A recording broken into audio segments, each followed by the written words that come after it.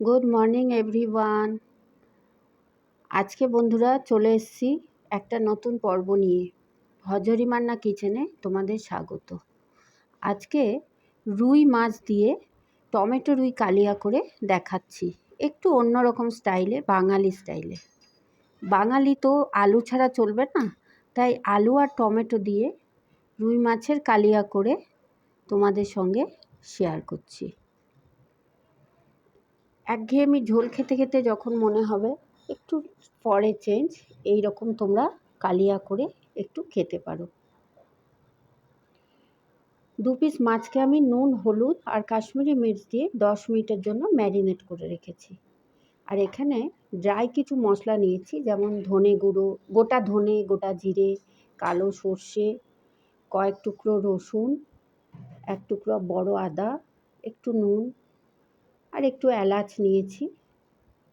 একটু গোলমরিচ থাকলে ভালো হতো, আমার আজকে নেই। তোমরা পারলে ওটা অ্যাড করে এটাকে তোমরা শুকনোভাবে একটু মিক্সিতে গ্রাইন্ড করে নিতে পারো, তাহলে গন্ধটা, টেস্টটা দুটোই খুব ভালো হবে।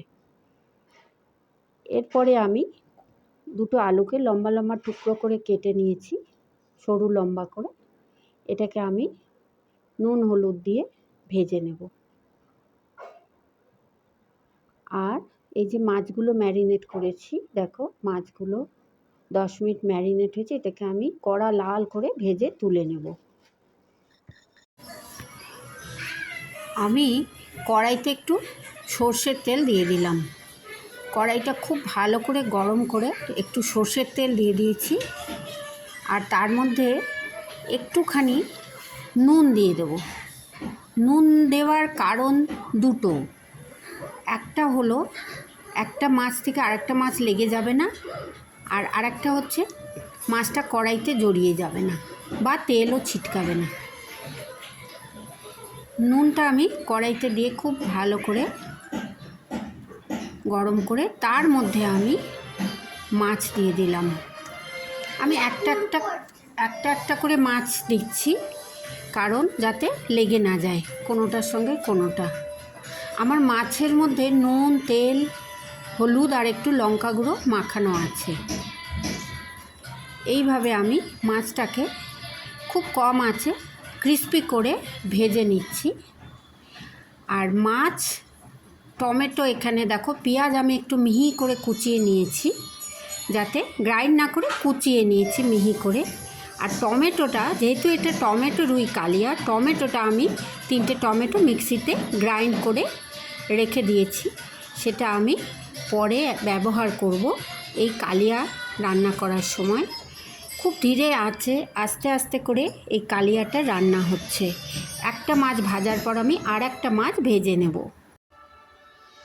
আমি একটা মাছের পর আর একটা মাছ দিয়ে খুব সুন্দর করে সিম আঁচে করে দুটো মাছকে একদম কড়া করে ভেজে নিলাম।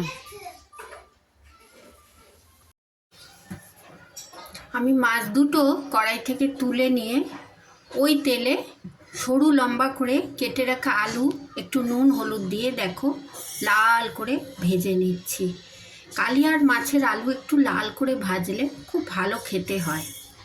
তোমরা আলু ছাড়াও কালিয়া রান্না করতে পারো, কিন্তু বাঙালিরা, আমার মা মাসিদের দেখেছি সব তরকারিতে একটু আলু দিত, তাই আমি একটু আলু দিয়ে, নুন হলুদ দিয়ে আলু দিয়ে কালিয়াটা রান্না করছি। দেখো খুব সুন্দর ভাজতে ভাজতেই আলুগুলো মোটামুটি নরম হয়ে গেছে। এই পর্যায়ে আমি আলুটা তুলে মশলাগুলো তেলে দিয়ে দিচ্ছি। আমি আলুটা তেল থেকে তুলে নিয়ে ওই গরম তেলের মধ্যে কুচনো পেঁয়াজ আর 3টে টমেটো পিউরি দিয়ে এবার খুব সুন্দর করে কষে নিচ্ছি। যত কষা হবে তত রুই মাছের কালিয়ার টেস্টটা সুন্দর হবে। এরপরে আমি এতে আলু অ্যাড করব। আমার মশলাটা কষা হয়ে গেছিলো, আমি ভেজে রাখা আলুগুলো দিয়ে আর একটু নাড়াচাড়া করে নিচ্ছি। এরপরে আমি এতে একটু জল ব্যবহার করব।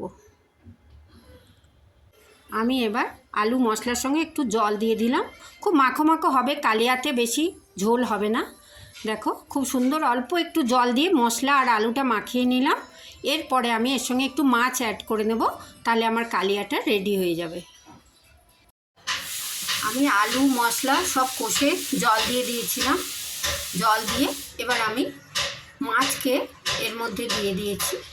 দেখো মাছ দেওয়ার পর খুব একটা নাড়া যাবে না।